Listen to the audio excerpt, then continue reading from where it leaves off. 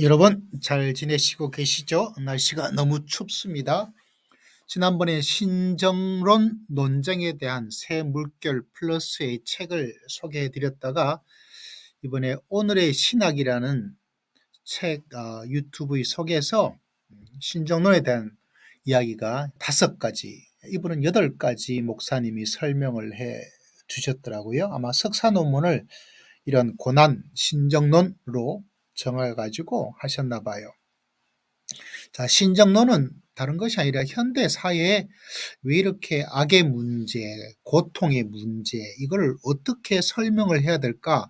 하나님은 선하시다는데, 하나님은 전지하시다는데, 하나님은 전능하시다는데, 그래서 이 고난과 악에 대한 신학적 설명, 응답을 하는 것이 바로 신정론이다라고 볼 수가 있습니다. 신정론은 여기서는 8가지로 설명을 해주고 있어요. 완벽한, 이게 고전적이죠.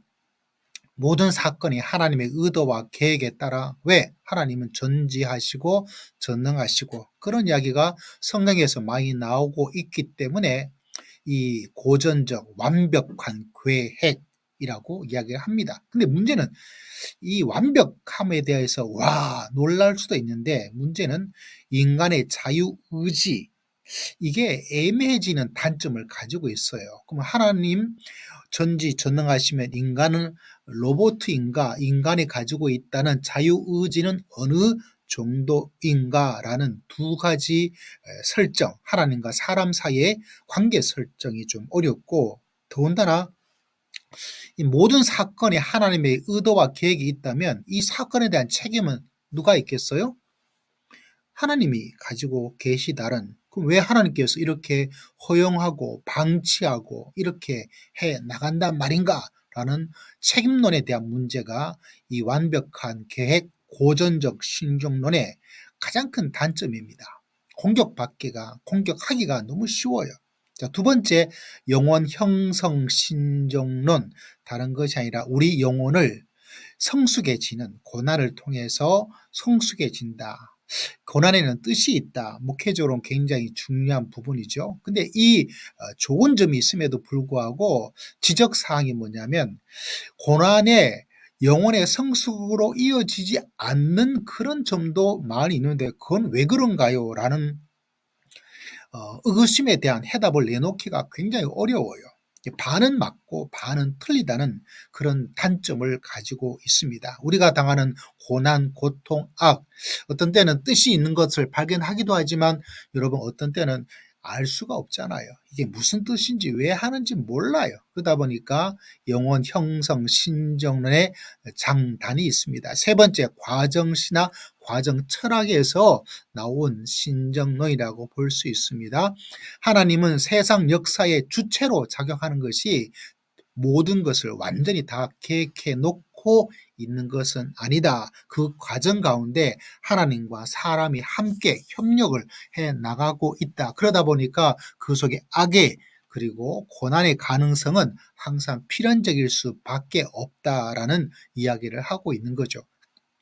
전적인 책임론에 하나님에게서 벗어나는 그런 장점을 가지고 있습니다. 도리어 그 절대 주권하에 있다면 여러분, 원하지 않는 사람에게도 요사이 말로 하자면 폭력성을 가지게 되는 그런 점이 있는데, 이 과정 신학에서는 그 폭력성이 사라지고 도리어 설득에 대한 이야기, 사람을 설득해 나간다는 측면이죠. 근데 우리가 알고 있는 하나님의 선하심, 전지전능하심, 그런 보수적인 그런 신학의 하나님에 대한 이미지하고는 좀 차이가 나죠. 하나님이 전지가 아니고 반지인가?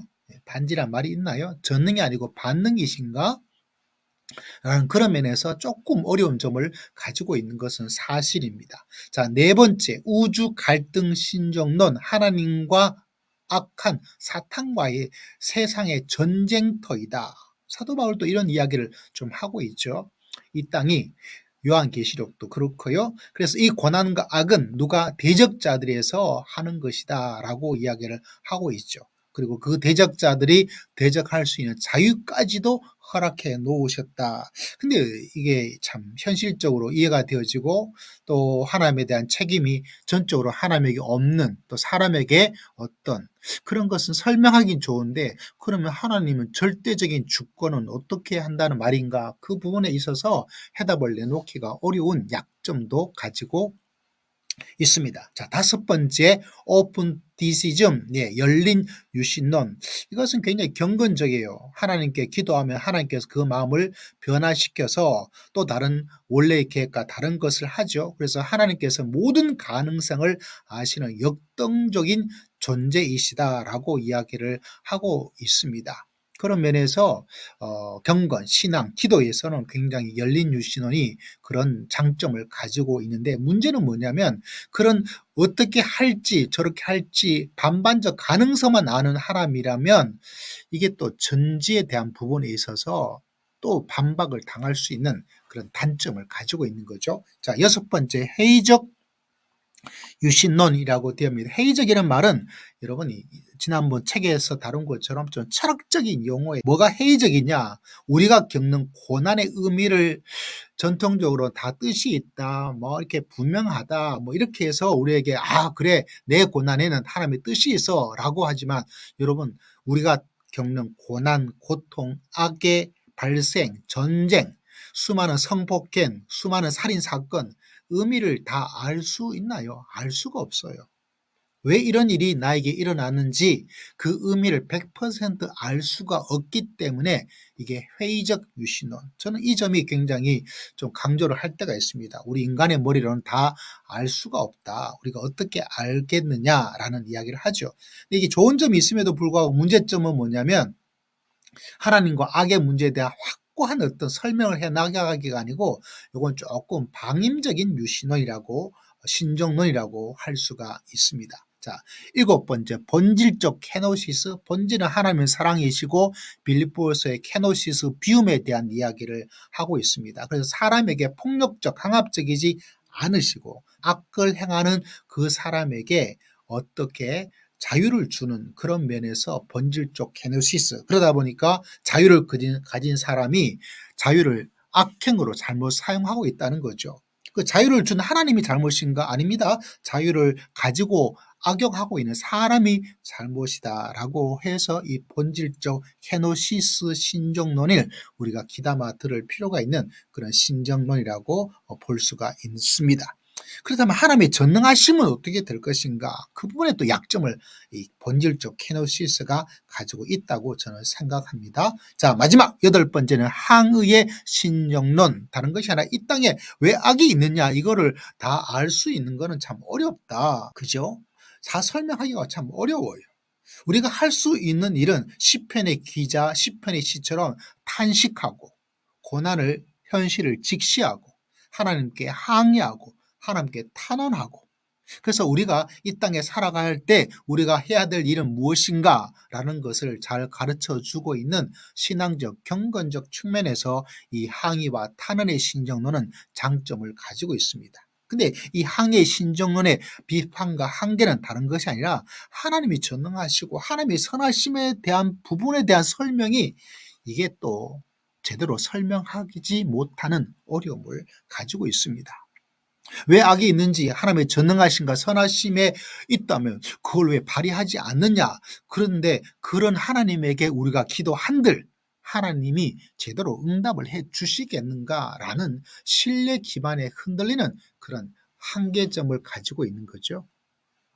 참 말도 많고 탈도 많고 뭐 속 시원한 답 하나가 있으면 정답 하나가 있으면 좋은데 그 부분에 있어서 아직까지 신정론은 모두를 만족시킬 수 있는 그런 해답은 아직 내놓지를 못하고 있다는 사실입니다. 그만큼 악의 문제, 고통과 고난의 문제를 일부분은 또 좋은 유익한 점이 있지만 그러나 아쉽게도 그런 점을 완벽하게 해결해 나가는 것은 없다는 그런 단점을 가지고 있습니다. 그럼에도 불구하고 내 신앙에 어느 정도 정립을 해 나가는데 이 신정론, 오늘의 신학이라는 사이트에 있는 그런 점이에요.